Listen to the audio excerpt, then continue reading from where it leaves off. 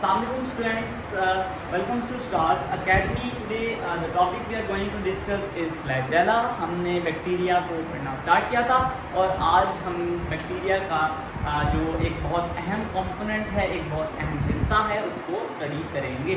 So that is the flagella. So if we talk about the flagella is basically a hair-like structure, right? एक धागे नुमा structure है, बाल नुमा structure है, थ्रेड लाइक स्ट्रक्चर है, जो कि आपके फ्लैजेला के अंदर पाया जाता है, राइट? जो आपके बैक्टीरिया में पाया जाता है.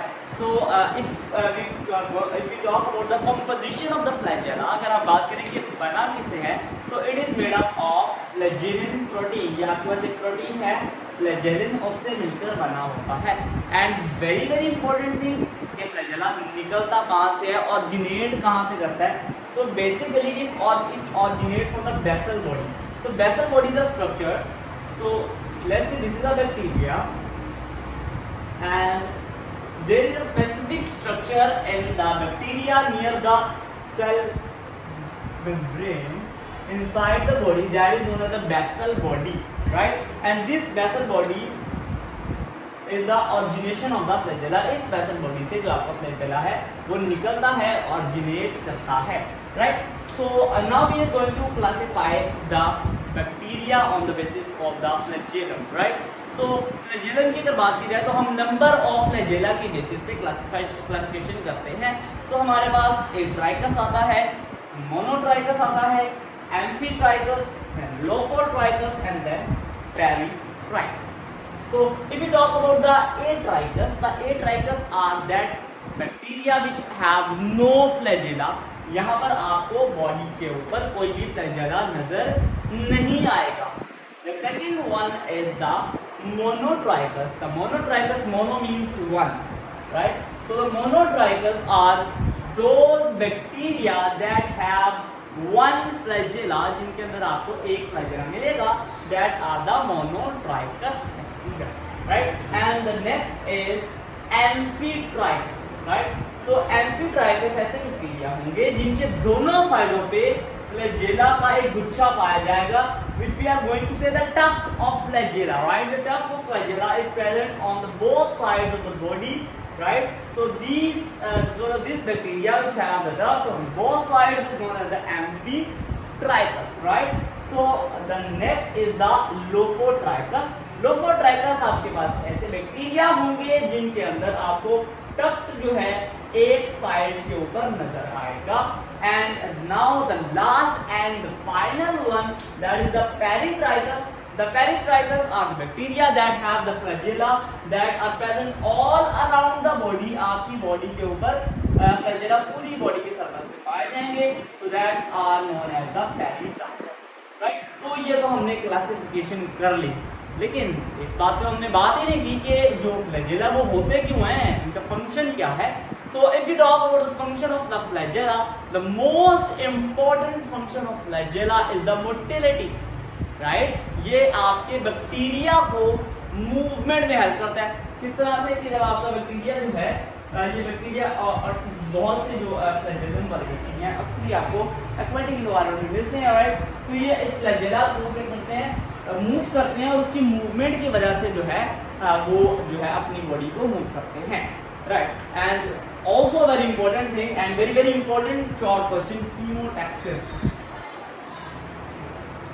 The chemotaxis is the movement which is with related to the chemicals. जो movement chemicals की responding में हो उसको chemotaxis कहते हैं.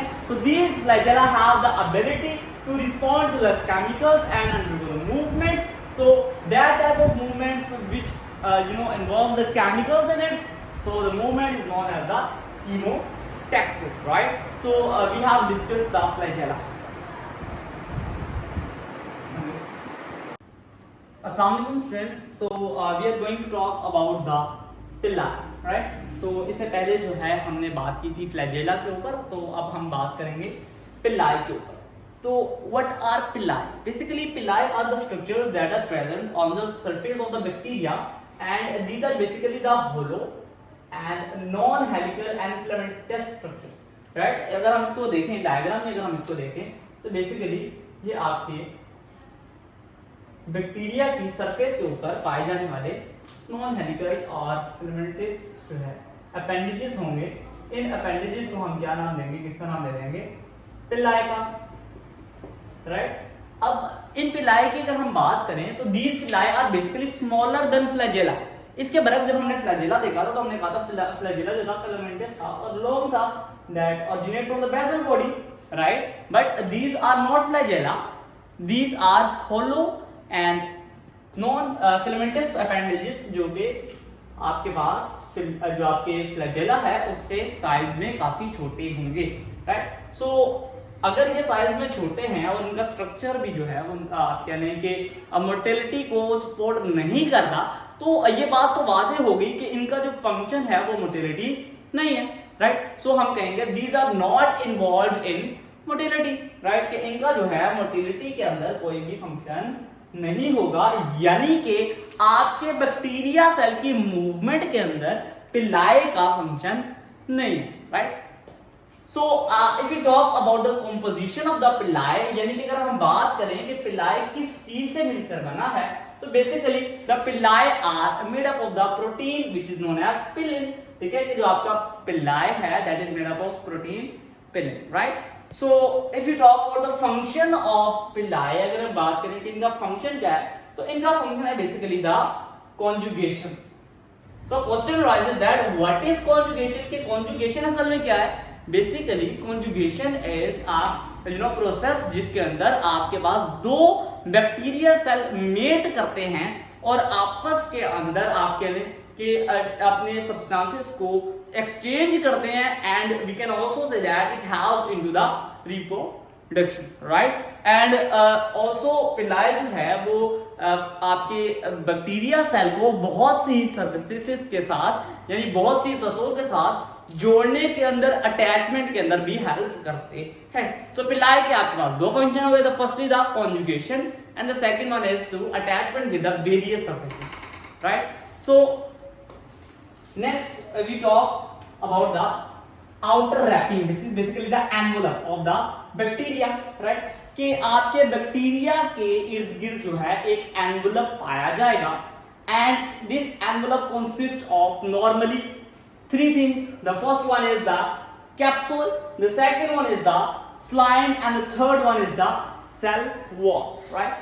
So capsule की अगर आप बात करें तो capsule is made up of repeating polysaccharide units, यानी कि आपके पास polysaccharide units जो होते हैं वो क्या करते हैं, रिपीट करते हैं, means this is one polysaccharide unit and this is another and this is another, means के जो आपके polysaccharide units है वो रिपीट करेंगे और आपके बैक्टीरिया सेल को क्या कर लेंगे, सराउंड कर लेंगे, right.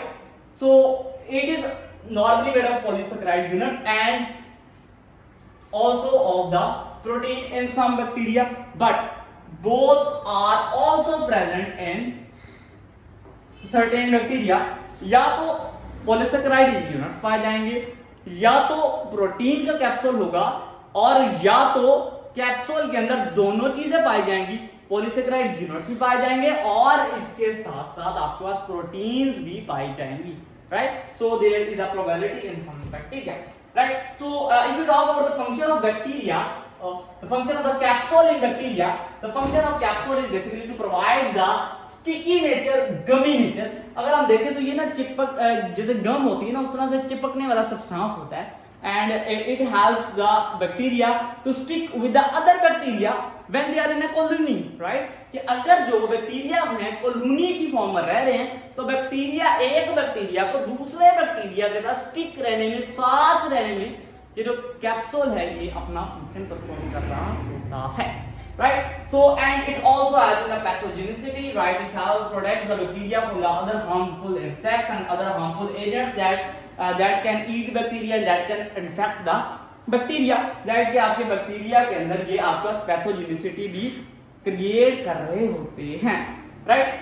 So now going to talk about the slime, and slime also are covering which is present around the bacteria, surrounding the bacteria, and it is basically the loose soluble macromolecules, ये loose soluble macromolecules की एक surrounding है जो कि आपके bacterial cell को surround कर रही होती है, And talking about the function of the slime is to provide the pathogenicity. ये आपके pathogenicity provide करता है, आपको protection provide करता है against the external agents, and also helps your bacteria to protect against the phagocytosis. You know what is phagocytosis? In which cellular eating cell जो है वो eat हो जाते हैं. So आपको जो slime है, it also helps the bacteria for the prevention from the phagocytosis.